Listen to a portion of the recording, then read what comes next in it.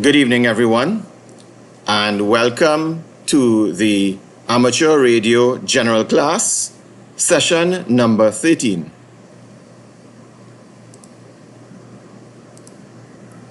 So, we are doing this class while Hurricane Elsa is making its way through the Caribbean, and we certainly would like to have our thoughts and prayers out to the affected persons, some of whom are actually participants of this class. So we did consider postponing, but we decided to proceed with the class, and those persons who are unable to attend, because we understand a couple of the islands, there's no electricity and internet and so on.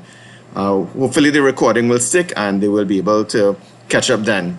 But nonetheless, we decide to proceed, and they are in our thoughts and prayers. So last session, we had a question pool review, looked at all of the questions related to the theories on the slide deck. We also looked at PSK 31, PSK 31 and Varicode. We looked at RITI, Whisper or WSPR. We also looked at what the packet radio header looked like. We also looked at some protocols like Pactor, Winmore. We looked at what NAC and ARQ were. Also FEC or forward error correction. We looked at some software in relation to the use of digital modes. We also looked at some areas where amateurs share spectrum, such as the 2.4 gigahertz part of the band. Also, we started looking at feedlines, and we looked at what characteristic impedance was. We looked at the coaxial cable, and also we discussed for feedlines the concept of mismatch and reflection. So this is where we are with our curriculum. We are into antennas and feedlines. We started it a bit last session, and we are going straight into it today. Okay, noted, you all are having some thunder and lightning, rain in the south. Okay, Charlene, thanks. Be safe. So again, just a reminder to everyone, consider taking the practice exams. We did have one question sort of coming out of this class, a student in this class who also attended the radio operating practices and tips session. And the question was, what is the purpose and usage of the term Mayday? So Mayday is a term that is used. It's considered to be a pro word, also known as a procedure word. And it is used to indicate distress and announcing or broadcasting the need for immediate emergency assistance, and it's usually to do with a life-threatening situation or condition of some kind. And to use it, the word can be repeated as Mayday, Mayday, Mayday, and so on. And if you're using Morse code, or sometimes we refer to CW, the letters SOS can be used. So it's only for emergency purposes and not to be used otherwise. And it's typically used in the aeronautical, sometimes the marine band, but it can also be used on any frequency when there is an emergency of that caliber. That word is known, well known by radio operators, and once you hear it, you know it's life-threatening and you need to drop everything and see if you could assist and attend to it. So that term is reserved for immediate emergency assistance of a life-threatening nature. Good question. Thanks very much for it. Okay, so we now go into our question pool review. Questions related to our last session theory slide deck. Okay, so we have up on our screen the no-nonsense guide, and we are on the PDF version, page 35 at this time. So I hope persons can follow who may have the printed copy of the book. And it's the heading Digital Emission Modes. So we go straight into the questions, and we'll try to quickly go through because we did all of this theory, and it's really just to see what the questions look like. So I may be running a little bit fast with these questions today. Okay. What does the number 31 represent in PSK 31? It's the approximate transmitted symbol rate. Let's continue. What type of code is used for sending characters in a PSK31 signal? So again, we dealt with that and we said it's varicode. Which of the following statements is true about PSK31? So we did have a diagram that shows that uppercase characters use longer varicode bit sequences. Therefore, of course, lowercase will use shorter. So therefore, if you're using uppercase letters with the varicode being longer, it will slow down your transmission. So that's the answer. Next question. Which of the following describes the Bordeaux code? It's a 5-bit code and it has an additional start and a stop bit. Let's continue. How are the two separate frequencies of an FSK or frequency shift keyed signal identified? And we have said that those two separate frequencies, one which will represent a 1 and a 0, is considered a mark and a space. Moving right along. Next question in the question pool. Which digital mode is used as a low power beacon for assessing HF propagation? So let's dissect this question just a little bit. So they're asking us about a digital mode. Is it FT8? What is it? Which digital mode as a low power beacon for assessing propagation? So we had discussed the weak signal propagation reporter, or WISPR, or WSPR is that protocol or that digital mode. Moving right along. What part of a packet radio frame contains the routing and handling information? So let's dissect this a little bit. So we're talking about packet radio. And they want to know what part contains routing and handling. So it's not the payload, it's the header, the part at the, let's say at the beginning, somewhere towards the start of it. There are things before, but there's the header that contains routing and handling information. We had a little diagram illustrating visually what that looked like in the frame. Continuing. In the PACTOR protocol, what is meant by a NAC response to a transmitted packet? So we said what NAC meant. It meant that the receiver is requesting the packet to be retransmitted. That's what a NAC means. Okay. And we had said it actually translates to negative acknowledgement. All right.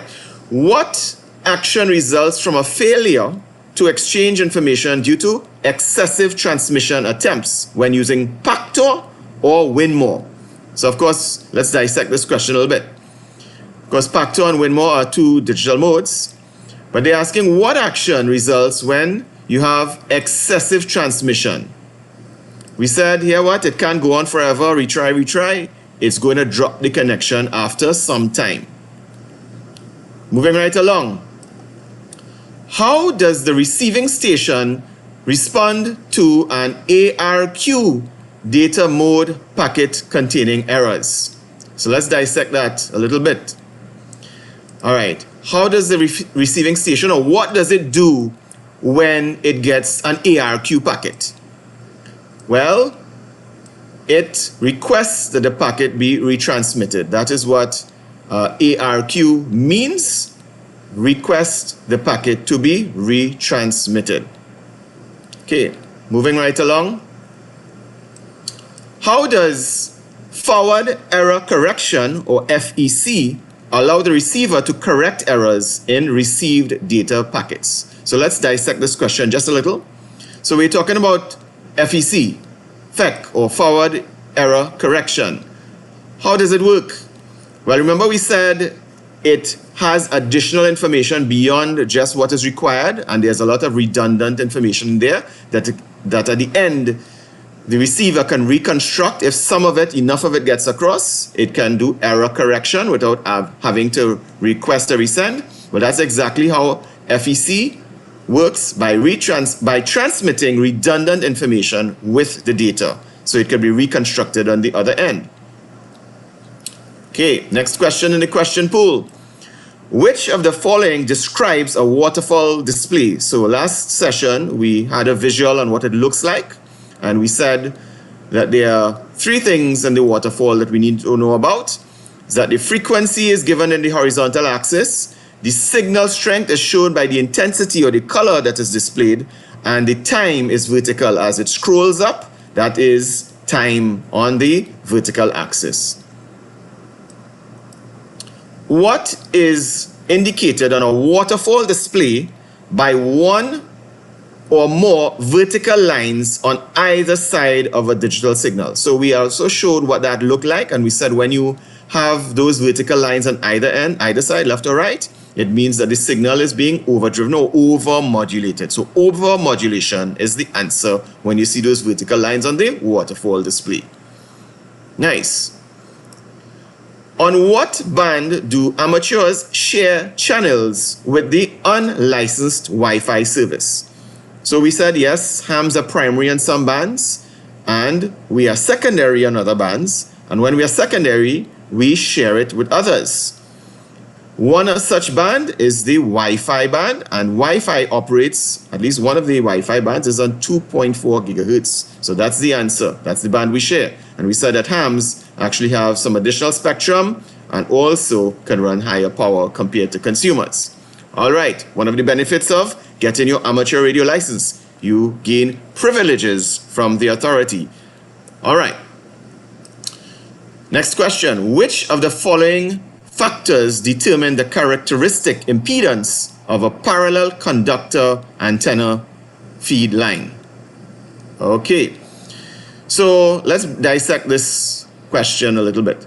So we had a diagram showing what a parallel conductor antenna feed line was. Two wires separated by a distance, and what they're asking us is what determines the impedance of it. We said that there are two things that we look at and the formula to determine that impedance. The first one was the distance between the center of the conductors, and the other was the radius of the actual conductors. Okay. Next question. What are the typical characteristic impedances of coaxial cables used for antenna feed lines at amateur stations? Let's dissect that a little bit. So they're asking us for the typical characteristics impedances. So we know the answer is going to be something ohms and something ohms. But what type of cable? They're saying coaxial cable that's used for antenna feed lines. So remember, the antenna feed line is what goes between the radio, or the transceiver as we will call it, and your antenna. We need a feed line to carry the transmission or the signal, the RF, radio frequency signal that's generated by the radio to the antenna, and that's called the feed line. And we said that 50 ohms is very typical, but note that hams sometimes will also use the less typical, but nonetheless use 75 ohms. So while we've been talking a lot about 50 ohms, bear in mind that sometimes hams will also use 75 ohms coax. Right? So the answer is 50 and 75 ohms. Okay, last question before we go into some more theory. What might cause reflected power at the point where a feed line connects to an antenna? So let's dissect this a little bit. They're asking us what might cause reflected power. So remember, when you transmit from a radio or transmitter to the antenna, you have the forward power going through the feed line to the antenna, but if the SWR doesn't match, you can have some reflected. That's what they're asking us about. What might cause that reflected power to come back through the feed line? Well, we said that if you have a impedance mismatch, remember we said hams are matchmakers, so a difference between the feed line impedance and the antenna feed point impedance, that spot on the antenna where the feed line connects, if there's a difference in the impedance of the two, there's a mismatch, and that can cause reflected power, which is not desirable. So let's just go back now to our slide deck. All right, so yes. So we're continuing now with some further theory under antennas and feed lines. So we had come across before the concept of standing wave ratio, abbreviated SWR. But let's discuss a little more about what SWR is. So if we have a difference in the impedance between the feed line and the antenna feed point. So if we were to look at our antenna on the right-hand side, this is our base station antenna. It's installed maybe somewhere on our roof, couple, maybe 20, 40, 100 feet high, wherever it is. That antenna is in the sky. That's our antenna. We're trying to radiate our signals so another amateur radio operator, another ham can hear us. But we have our feed line here. And of course, we left out in this diagram the radio and anything else that's connected along the way. But this is our feed line, and this is our antenna. And the point at which the feed line connects to the antenna is called the antenna feed point. But if we have a difference between the impedance at the antenna feed point and the feed line, that mismatch, that difference, could result in what we call a voltage standing wave ratio, VSWR, to be high. So we will say voltage standing wave ratio as VSWR, but often it's abbreviated to just SWR, standing wave ratio. We have a little diagram to help to see what it might actually look like. You have your actual original signal, you have a reflection, that's the signal that's coming back, and then you have an overall standing wave that results from the original signal and the reflection. And that standing wave exists along the transmission line. So the SWR, when you're calculating it, is actually a ratio between the two impedances. Right? It's just like, let's say two persons, one person is 40 years old and the other person is 20 years old. You could say that's a 2-to-1 ratio. So that's what a ratio is about. So we have a ratio between the forward power and the reflected power, or the impedance and of the points. So we say that when the impedance matches, meaning that let's say it's 50 ohm feed line, let's say that 50 ohm feed line is connected to the antenna and the antenna feed point impedance is also 50 ohms. It matches. Remember we said hams are matchmakers, or at least we try to be matchmakers. Well, when that is 50 ohms for the transmission line, that's the impedance of it, and the feed point of the antenna is also 50 ohms. We have a very good match, and that 50 to 50 arrangement is a 1-to-1 ratio. Just the same way if someone is 40 years old and another person is 20 years old, we can say the ratio of the ages would be 2-to-1. Well, it's the same way if two persons are 20 years old, their ratio is also 1-to-1. So it's the same way if the impedance is 50 and the other impedance is 50, then we have a 1-to-1 ratio, and that is our SWR. And 1-to-1 is also our ideal ratio. That's what we are aiming for. Hams are matchmakers. That's the match that we are trying to make, a 1-to-1 ratio. Challenge to attain, but we always assiduously aim to go 1-to-1 where possible. Sometimes we have to compromise, and it's not 1-to-1. 1.2-to-1, 1.5-to-1, sometimes 2-to-1, God forbid 3-to-1, and so on. But we are aiming for 1-to-1 ratio, a good match between our antenna feed point and the transmission line. We are aiming for 1-to-1. Now, to prevent standing waves on the antenna, because it's not a good thing, the antenna feed point must be matched to the characteristic impedance of the feed line. And this is an exam question. So this point here on the antenna, that feed point, the impedance here must be matched to the impedance of the transmission line. That's what we're trying to do. So let's do some example calculations, worked examples. And these are actual questions in the question pool. So let's go. So the first question is, what standing wave ratio, or SWR, will result when you connect a 50 ohm feed line to a non-reactive load having a 200 ohm impedance? So let's look at it diagrammatically here. We have our antenna, we have our feed line. What they're saying is that the feed line is 50 ohms, right? That's our feed line characteristic impedance. But the antenna feed point is 200 ohms. So you realize there that's a mismatch, right? So let's calculate what the SWR is. Easy peasy, it's a ratio. So we have the first number, which is 200 ohms, and we use the colon to indicate the ratio on 50. So we have 200 to 50, but of course we break it down a little bit. So we divide by 50, both are divisible by 50. We're trying to get 1 on this side, so that's why we divide by 50 to get 1, and then we divide the 200 by 50. So 50 divided by 50 is 1, 200 divided by 50 is 4. So we get a 4-to-1 ratio. That's how we calculate our SWR when we are given the impedance of the feed line and the antenna feed point. Let's do another similar example. If what standing wave ratio will result when connecting a 50 ohm feed line to a non-reactive load having a 10 ohm impedance. So think of that non-reactive load as the antenna feed point. Let's say it's 10 ohms and the transmission line is 50 ohms. Again, what do we have? We have a mismatch. Hams are matchmakers, so we're always trying to match, but we have a mismatch here. Let's calculate that mismatch. So again, we're trying to get a ratio. What's the ratio between the impedances?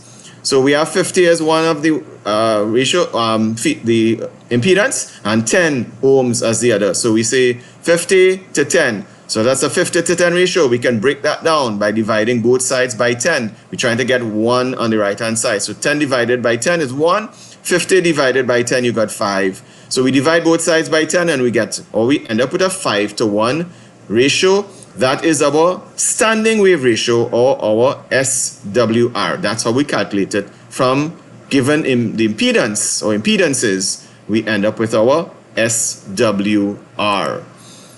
Okay, so we said hams are matchmakers. What happens when we have such horrific or horrendous or undesirable SWRs?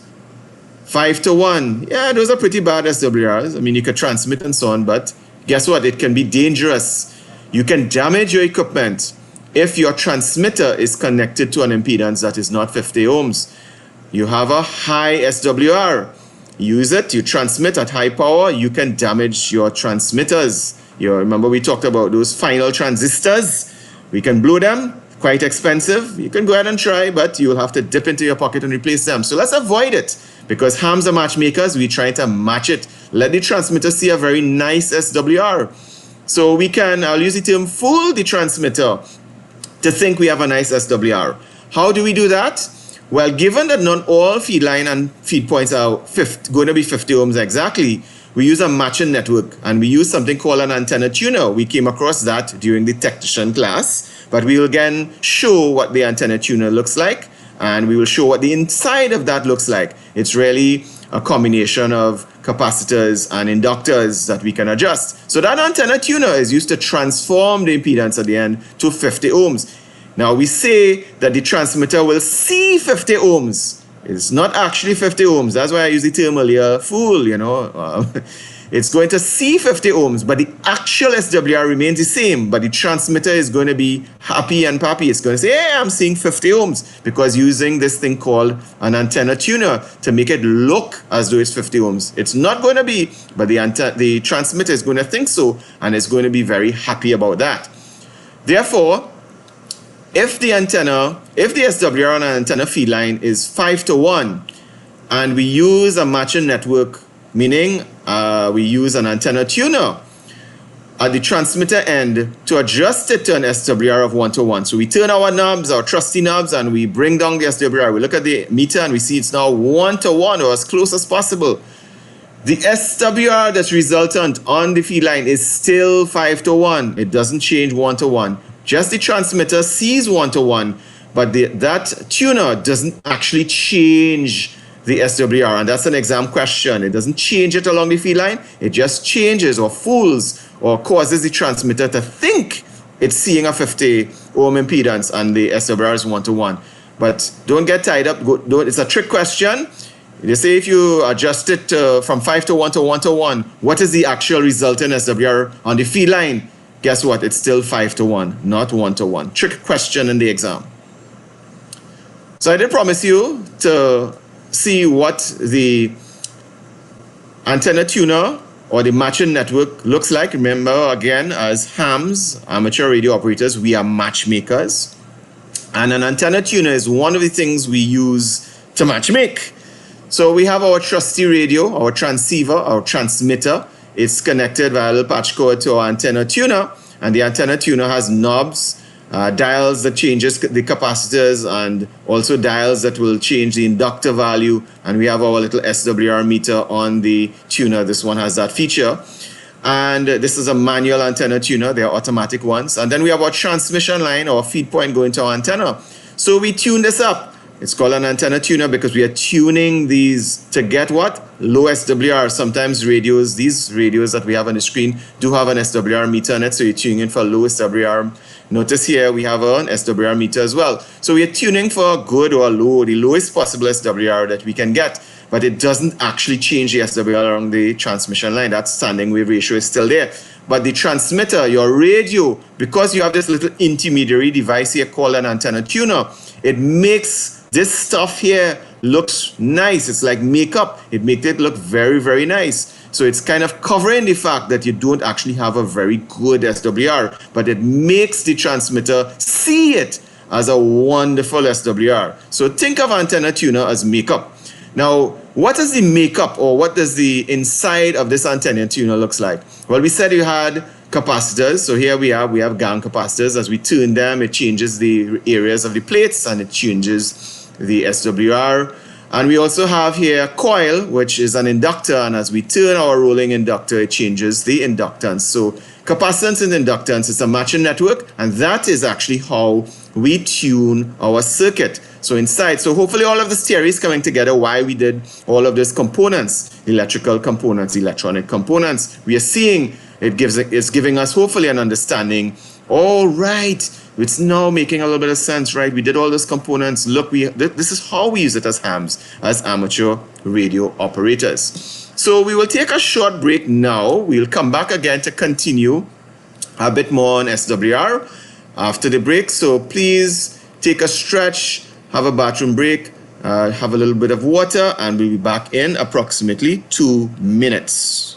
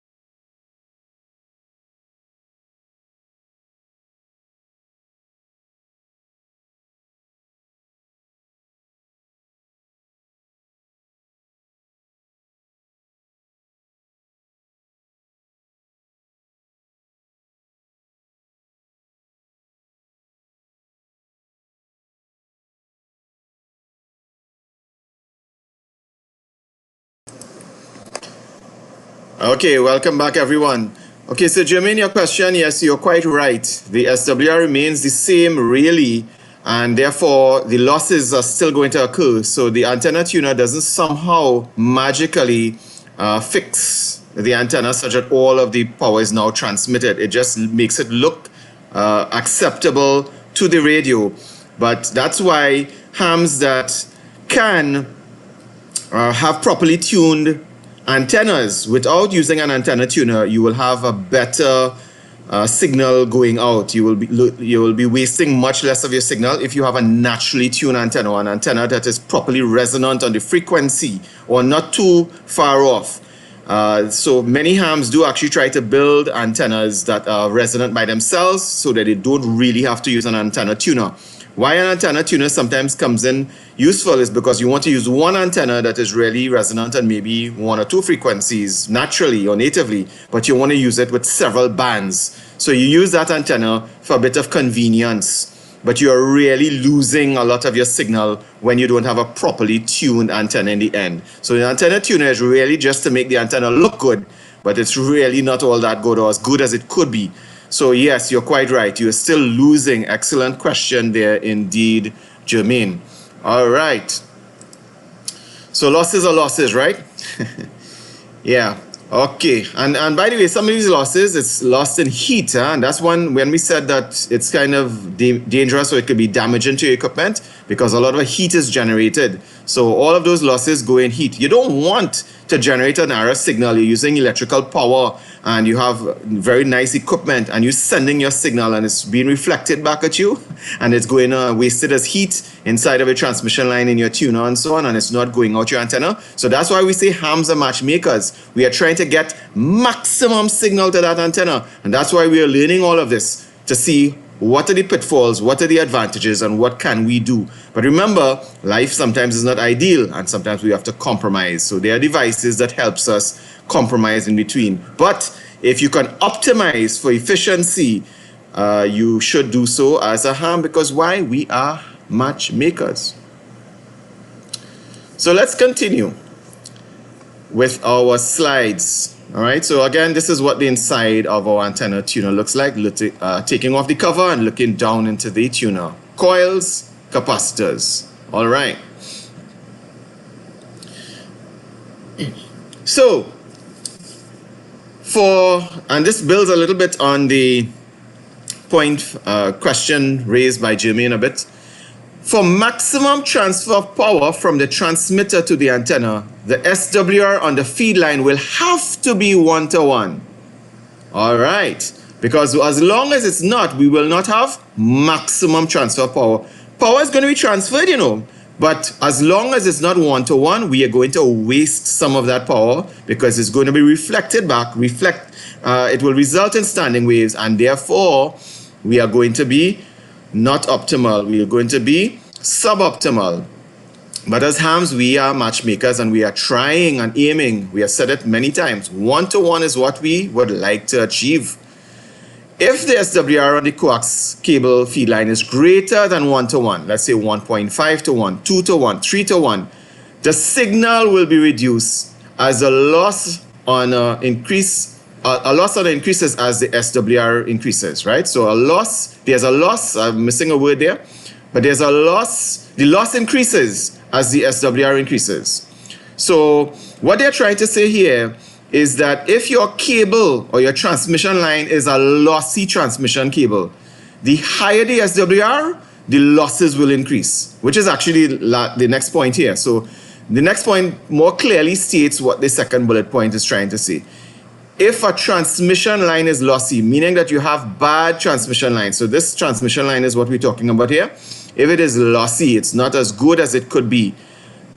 If you have a high SWR as well, it will increase the loss. So you want to have a good quality transmission line with low loss, and you also want to have a good SWR, not a high SWR. You want to aim for 1-to-1 so that you minimize your loss. Because hams are matchmakers, we are trying to be efficient. We're trying to transfer all of the signal that this radio is transmitting. Remember, it's a transceiver. It's transmitting a signal. It's going to go to the antenna. We want very little or none to come back. So we want not to have a lossy transmission line, less loss, and we don't want to have a high SWR, because if we do, that will increase or exacerbate a situation where our transmission line is already lossy. We're going to have more loss. Not a good thing. All right, so we have an SWR meter that we inserted between our radio and our antenna, and we are measuring our SWR, right? It's giving us a reading, how much transmitter power is going forward and how much of it is being reflected backward, and we have the SWR that we read off of the meter. But like so many things in life, appearances could be deceiving if you're a fan of the Matrix, right? SWR measurements, unfortunately, can be misleading. Yes. So what you see is not always what you get. Okay, so just bear that in mind. It can be. Transmission line losses can cause the SWR readings made at the transmitter end of a feed line to be low. What they're trying to say here is that if you have a very lossy transmission line, you might think you have a low SWR, but it's actually a high SWR, but it's covered by the fact that or it's obfuscated, or it's veiled, or it's blurred by the fact that you have a very lossy transmission line. So don't get too comfortable. Hey, my SWR looks low. It might look low if you have a very lossy transmission line. So again, as a ham, you want to get good quality, low loss transmission line for the frequency that you're going to use. And we'll come to a slide on that in a little bit. The effect observed is that the higher the transmission line loss, the more the SWR will read artificially low. So that's just re-emphasizing the point. Low quality transmission cable for the frequency that you're using. If you use low quality cable with a high loss, you might see a low SWR, but that is artificially low. It's not actually a low SWR, it's a high SWR, but your SWR meter will show it low because you're using a lossy transmission line. Yes, so there are some pitfalls in amateur radio that you need to be aware of. And because you're aware, because you're trained, because you're certified, you will know to prepare and avoid these situations. Word to the wise. Right, so we spoke about this a little bit, but let's get deeper into. So we're talking now about the transmission line loss and the properties of length and frequency. What does length and frequency have to do with line loss? Well, everything. Coaxial cable, even when it's properly matched, will still reduce, or we use the word attenuate. So we like to use fancy terms. Get accustomed using it. So whenever you're talking about you're going to reduce something, you are attenuating. Right. So either use reduce, or to sound a little more professional in the business, we say attenuate. Attenuate the signal. So even though you have really good coaxial cable for your transmission line and it's properly matched, you will still have a little bit of reduction in the signal, or as we say, to some degree. So there's no such thing as a perfect transmission line. There is still some loss. However, what will reduce that, what will increase that loss, or what we say the reduction in signal is higher with two factors. Firstly, the longer the cable, the higher the reduction in signal. And that starts to reason. If we use 100 foot, and forgive us for using feet because we are doing an exam and we are using imperial units. So those who are purists and would like to use metric, forgive us, from time to time we will be using imperial. So if we have a 100-foot cable, transmission line, and we have a 200-foot cable, the 200-foot cable or transmission line will have a high reduction because it's longer. So that's the first thing that you would need to be aware of. And feed line or RF feed line loss is expressed in decibels per 100 foot. So it will tell you, okay, for 100 foot of, let's say, RG213 or RG58 or RG8 or RG8X cable, whatever type of cable, they will tell you for every 100 feet, what is the loss or the dB loss per 100 foot, or reduction in signal per 100 foot. So the longer the cable. So what that should tell us as hams, we should not use much longer cable than is necessary. I mean, you want to give a little extra at both ends in case you have to cut the cable and remake the connector. So you don't want to be exact, but you don't want to go hundreds of feet and say, hey, let me coil that up for a rainy day. No, maybe extra 10, 20 foot, depending on the situation. try to have the shortest possible cable, because every foot will result in a further reduction in your signal, and you're trying to not waste that signal. Also, we mentioned this before, the frequency of the signal will determine how much reduction in signal occurs on the particular transmission line. So we say that the higher the frequency, the higher reduction for a given transmission line or given coax, for instance. So let's give an example here. So the loss for a particular transmission line is higher if we are on the 440 megahertz, or what we call the 70 meter armature band, than if we are using the 144 megahertz, or what is called the 2 meter band. So notice 440 megahertz is a higher frequency than 144 megahertz. So if we use the same transmission line or the same feed line, the loss when we're operating at 440 megahertz will be higher per foot than if we were operating it on 144 megahertz, as an example. So just to illustrate that the reduction is higher if the frequency is higher. Okay, so we need to know some of these things for the exam here on your screen, and it has to do with parallel transmission line, and sometimes called twin lead, sometimes called ladder line, or feed line, open wire feed line, and there are different types. So all of these on the screen here are considered to be parallel transmission line. Why are they called parallel transmission line? Because the conductors, this conductor and this conductor, are roughly parallel to each other, right? So notice in all cases, the conductors are parallel. So that's why it's called parallel transmission line as opposed to coax. And we say that parallel transmission line tend to have less loss than coax cable. So therefore, it means that parallel transmission line is better as feed line for some types of antenna where the antenna feed point impedance is not close to the characteristic impedance of the feed line. And of course, it comes in different types and different impedances. So what they're trying to say to us here is that if your antenna feed point impedance is much different, let's say higher than that of your transmission line, you need the parallel feed line or parallel transmission line will work better for such a case.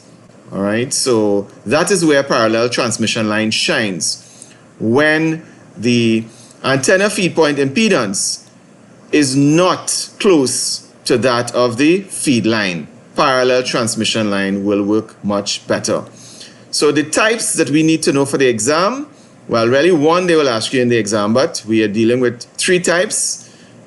Television or TV twin lead. So those persons who remember back in the day when you had a TV antenna on your roof, for example, you would probably have seen this type of transmission line, or what we call twin lead, connecting your external antenna to your television. So that's why it's called TV twin lead. And the characteristic impedance is 300 ohms. We have ladder line. It's also known as window line.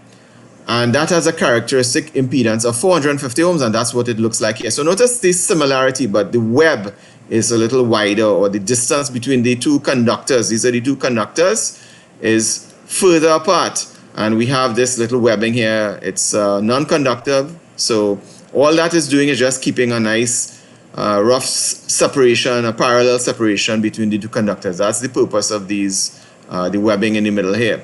And the characteristic impedance of this ladder line or window line is 450 ohms, and you need to know that for your exam. And then we have the other type of feed line, open wire. All that is, you actually literally have two lengths of wire like this, and somebody, you can tie things or use some sort of insulator spaced equally, and you create this thing called open wire feed line. You can purchase it as well, but you can make your own. Wire separated by these insulators, you have open wire feed line, and the characteristic impedance varies somewhere between 600 and 800 ohms. But for your exam, you need to know that ladder line, or what is called window line, has a characteristic impedance of 450 ohms. But we give you the reference to show that there are different types of parallel transmission lines, and they come in different impedance, characteristic impedance values depending on the construction. So there's another type of antenna that we need to know about, or an antenna type that is used regularly in HF communications, and that is called the random wire antenna. So let's spend a little time looking at what the random wire antenna looks like, and we'll come to a couple other different types of antennas in a bit. Actually, just one more, and I think we'll wrap it up there. So we have something called the random wire antenna, and it's exactly what it sounds like. It's a random length of wire. Yeah.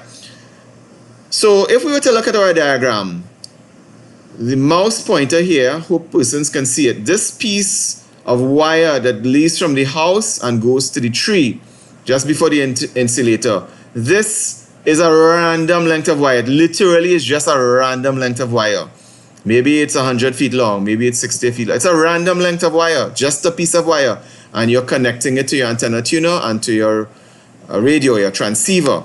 That is considered a random wire antenna. Yeah, it sounds like a fancy name, but it's just a string of wire. And we have, of course, it's outside of our home or building or shack, as we sometimes call it. And it's connected to a tall object, like a tree, via an insulator. So that insulator keeps it from connecting with the actual mast or the tree that we are connecting it to. So this is our random wire antenna. So we say a random wire antenna comprises of wire of random lengths, and it requires an antenna tuner. So this is the antenna tuner here that we had. We showed what one looks like in a previous slide, and that antenna tuner is located inside of your house typically. You do have antenna tuners that could be external, and we use the antenna tuner to match the transmitter or the transceiver to the antenna so that the transmitter will appear or look at a good SWR for the transceiver. But you actually have a high SWR, as we discussed earlier. Now there's a main disadvantage, a safety related disadvantage that you need to know about for your own safety, but certainly for the exam, it's an exam question, is that there's a disadvantage of using an antenna like this, which is just a random length of wire that is directly fed into your radio. That a disadvantage is that you run the risk of RF burns if you were to touch any of the metal objects inside of your shack, like your tuner or your transceiver. If you were to touch this, you run the risk of an RF burn. There might be high levels of RF inside of your shack. You want your RF to be on the outside. So that's a bit of a disadvantage of a random wire antenna, but it's very simple. It's just really, literally, a length of wire. Another antenna type that we need to be aware of as hams, as amateur radio operators, that's used in HF radio communications, high frequency radio communications. It's not exclusive to HF communications, but it's very popular with HF communications in particular. It's called the half wave dipole, also called the half wavelength dipole. So half wave is just an abbreviation for half wavelength dipole. And we say that a half wave dipole is very common in amateur radio use because it's very simple to build and operate. And note that it's constructed in this way. So this is our half wave dipole. It's a half wavelength, but each leg is actually a quarter wavelength. So you have a quarter wavelength on the left-hand side and a quarter wavelength shown on the right-hand side. But together, a quarter plus a quarter is a half, right? So this is considered a half wave dipole. This is an example on the right-hand side how it's actually installed. So this is operating using a vehicle, but it could easily have been a house, a home, and you have your feed line going to the antenna. Notice how it's horizontally orientated. It's normally horizontal. The orientation is horizontal in this case here, but it could be sloping, it could be vertical. But a good example here, it's horizontally, the orientation is. And notice it's a half wave dipole, but on either side of the center you have a quarter wave, but together it's half wave. So you have the feed line or the transmission line, it goes up to the center, and on the right hand side you have quarter wavelength. That's the length of the antenna, quarter wavelength of the frequency that you're transmitting on. That is what the wavelength is referring to, the frequency of transmission and reception, quarter wavelength. So notwithstanding the name being half-wave dipole, the actual length is actually just shy or a little shorter than half wavelength. So just be aware of that as a ham. It's not exactly half. It's just a little less than a half due to two things. The effect of the ground. The ground has an interplay with the antenna as well as any other nearby object. So it tends to be, when you actually construct the antenna, you tend to construct it, you tend to snip off a little piece as you tune the antenna. And that's the reason, because you have these other objects that have an influence on the antenna itself. There's a calculation that we have, a formula that we need to learn for our exam. To calculate the length of a dipole, the length is equal to the number, magic number, another little magic number, 468 over or divided by f. And what is f? F is the frequency or the desired frequency. So the length of a half-wave dipole antenna is equal to 468 divided by the frequency. L is given in feet and F is given in megahertz. So we need to learn this. We have a couple of worked examples for you. So what is the approximate length of a half-wave dipole antenna that is cut for the 3.550 megahertz frequency? So using some technical terms, the antenna is cut for it, or constructed for it, or it's resonant on the frequency of 3.550. So all of these terms would be equal, but they say it's cut for this frequency. So we use our trusty magic formula to calculate L is equal to 468 over or divided by 3.55. So remember, we're using this this formula. L is equal to 468 over F. L is equal to 468 over F. What is F? They gave us in the formula 3.550. When we use our trusty calculator and we calculate, we get L is equal to approximately 132 feet. So 132 feet will be the distance from this end of the dipole antenna to this end of the dipole antenna. So these are the two wires that make up the dipole antenna, and it's 132 feet from this end to this end. On our other diagram here, this distance from one insulator to the other insulator here, that distance is 132 feet if this dipole were to be cut for 3.550 megahertz or resonant on 3.550 megahertz. Next example, worked example. What is the approximate length for a half-wave dipole antenna that's cut for the 14.250 megahertz frequency? Again, very similar question. All they have changed is the frequency. So same half-wave dipole, therefore we use our same trusty magic formula. L is equal to 468 divided by F. L is equal to 468 divided by F, but what is F in this case? They give us F as 14.250. 14.250. We plug it into our trusty magic formula. We use our calculator, divide 468 by 14.250. When we divide, we get L is equal to approximately 32 feet. So this symbol here, the tilde, double tilde, it's approximate, right? Approximately equal to 32 feet. So again, if this were an antenna for 14.250, that's our frequency that we are going to transmit and receive our signal on. If this were an antenna cut for 14.250, the distance from this insulator to this insulator will be 32 feet, or the length will be 32 feet. Again, coming back to our diagram here, from this point to this point will be 32 feet if this were a half-wave dipole cut for 14.250 megahertz. So, another couple of concepts as well. We say that when the feed point is located at the center of a half-wave dipole antenna, so look at this diagram here, the feed point, this is our feed point here at the center of the half-wave dipole. The impedance is approximately 72 ohms. You might say, aha, okay, that sounds kind of similar. Remember we said hams use 50 ohm coax and 75 ohm coax? Well, we can use 75 ohms, yes? So as long as it's located at the center, the impedance at the feed point will be 72 ohms. So that means we can actually use 75 ohm coax. Yes, it's actually possible. So we can use either 75 ohm or 50 ohms because it's close enough to 72 ohms. So for this dipole, the feed point here is approximately 72 ohms, and we can use either 75 or 50 ohm coax. Now, if the feed point is moved away, so right now this feed point on the antenna is snap dab in the middle. It's exactly halfway. So this length is equal to this length. On the left-hand side and the right-hand side, it's exactly equivalent. But what if we shifted the feed point so that one leg becomes shorter and the other leg becomes longer? That is what we mean by we move the feed point away from the center.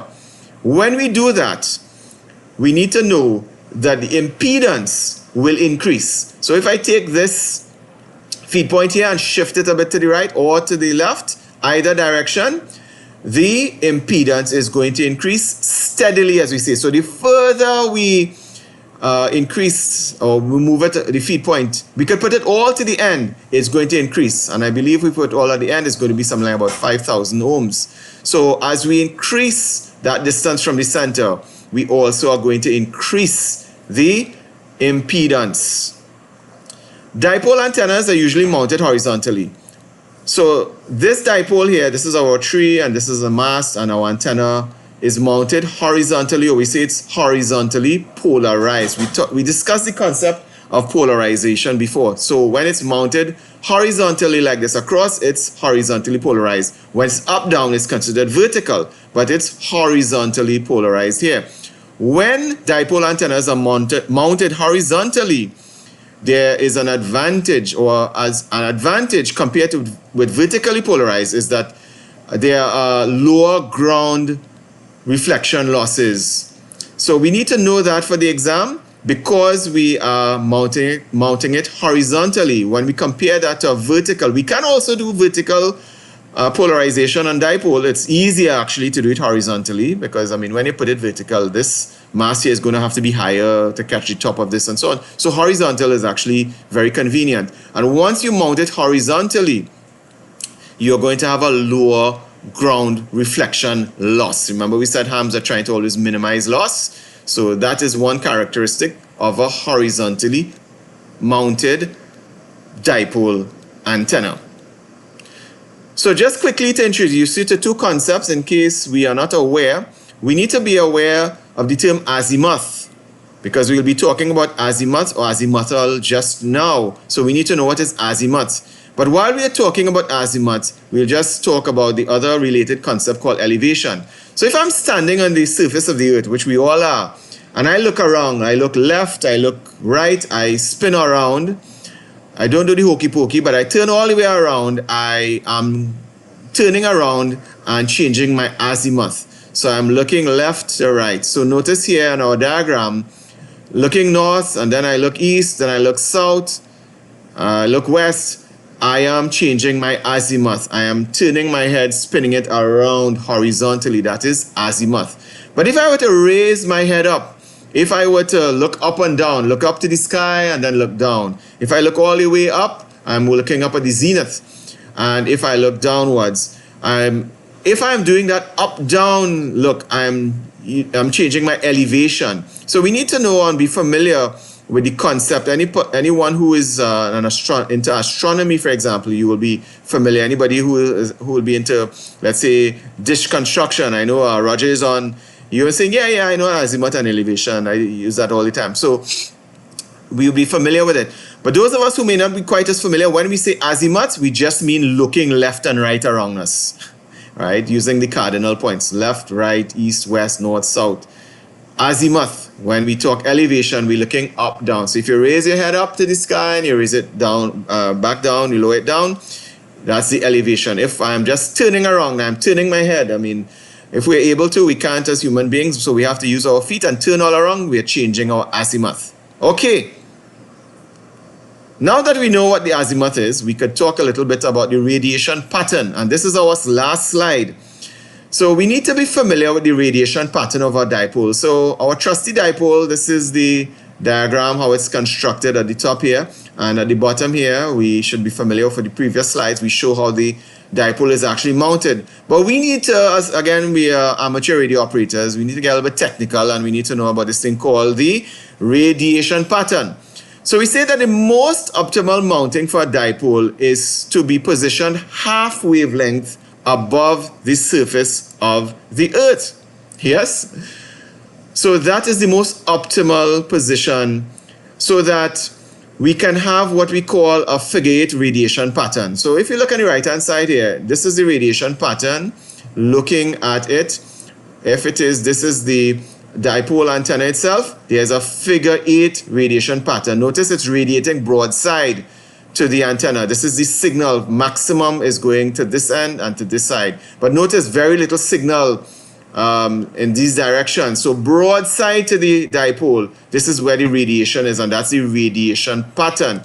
On the right hand side here, we are looking at it sort of top down. So this is what the radiation pattern is going to be like vertically with our horizontally mounted dipole. So this is looking at it straight ahead, and this is the vertical. But we need to be familiar with the concept of the radiation pattern. It's going to be broadside to the antenna. So we say that as long as we position our dipole antenna at half wavelength above the ground, we are likely to get a figure 8 radiation pattern, exactly as what we're seeing here, and maintained as closely as possible without compromise, and therefore we can have a predictable performance as long as we maintain at about half wavelength above the ground. We can predict this is how our dipole is going to radiate our signal. Now the antenna height affects the horizontal radiation pattern. Now this is where we went into the azimuthal or the azimuths, because they use this in the exam and we need to know what azimuthal is. It just means left and right, as opposed to up and down. So it's in the horizontal plane. So it's affecting the horizontal radiation pattern of a horizontal dipole antenna. So if you raise the height, so this antenna height here, if we go higher horizontally or we go lower horizontally this way, that is going to affect the radiation pattern, and you need to know that for your exam.